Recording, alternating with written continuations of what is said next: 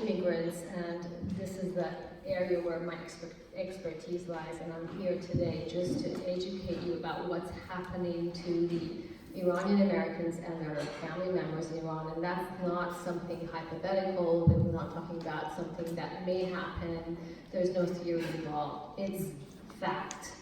Travel ban is a fact, and I just want to make sure that I leave today by educating every single one of you about the atrocity that the travel ban is creating within our community.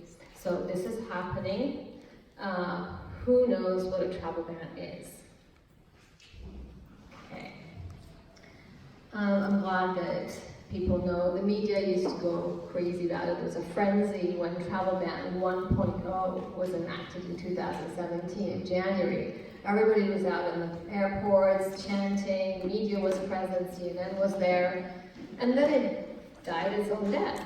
Just people lost interest. Media, just talking about media, they kind of lost interest because there was the crisis at the border. There was separation of minors, and there were lengthy detention at the border, and then there was the border wall and the rest. So the media started focusing on what's really impacting sort of the majority of the immigrants. But I want to make sure that you know that the travel ban, after those 90 days where people were out, lived on. And in fact, in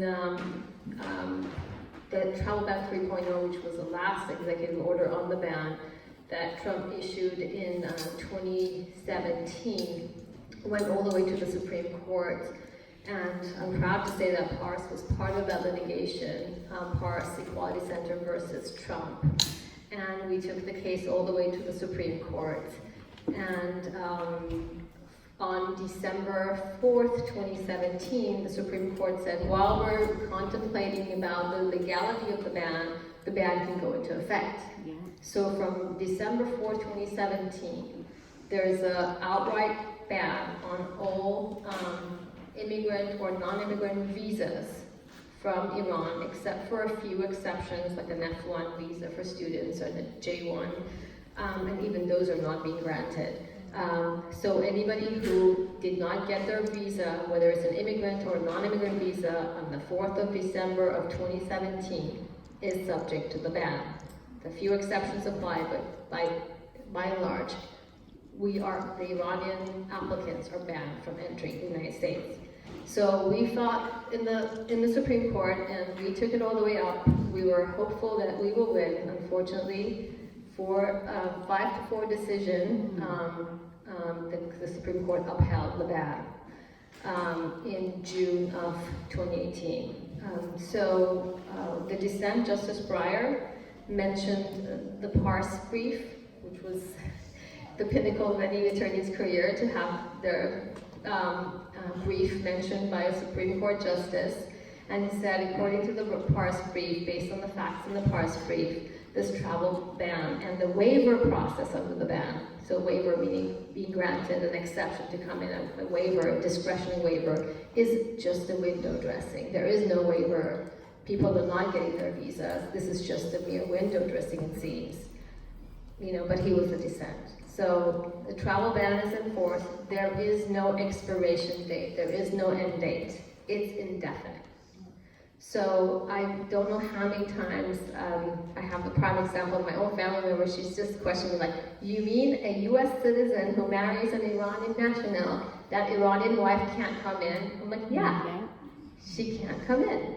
It doesn't matter. You want to come for pleasure, to go and visit the San Francisco, a B2 visa, that's subject to the ban. You want to get married to an Iranian or a Syrian or a Somalian or a Yemeni, those people are subject to that. You cannot bring your wife here. You can't bring your parents here. You can't bring your children here.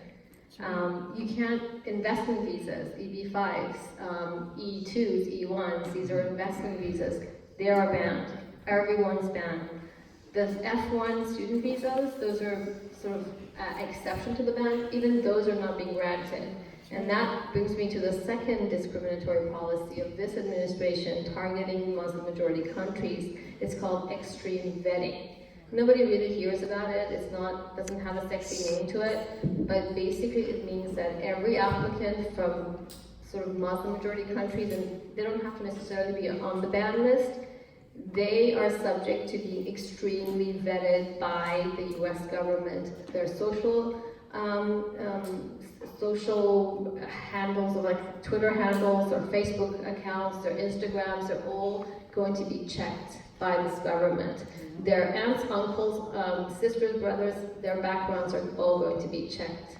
So this is a part of something called the extreme vetting policy that this administration has already put into effect. And all the questionnaires for people from that region already have information about what is your Twitter handle, what's your password, what is your login name, and they want to know all that.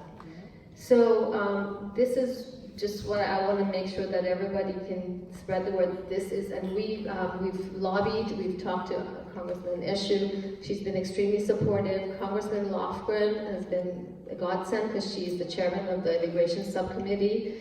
In fact, Pars may be testifying on the Hill about this travel ban very soon, so we may be involved in that hearing. We're trying to, there was a No Ban Act trying to repeal the travel ban. It's going to die its own death. It's not going to go far. But we are, not only we're filing, so here's what I want to summarize. Not only are we trying to help particular cases subject to the ban by trying to file a waiver for them, regardless of the fact that the waiver is a sham, but we still take the cases. We are also filing impact litigation. So our Pars versus Trump lawsuit unfortunately didn't prevail, but we are now filed a lawsuit called Pars versus Pompeo, and that's being fought. There is a oral argument scheduled for the 25th of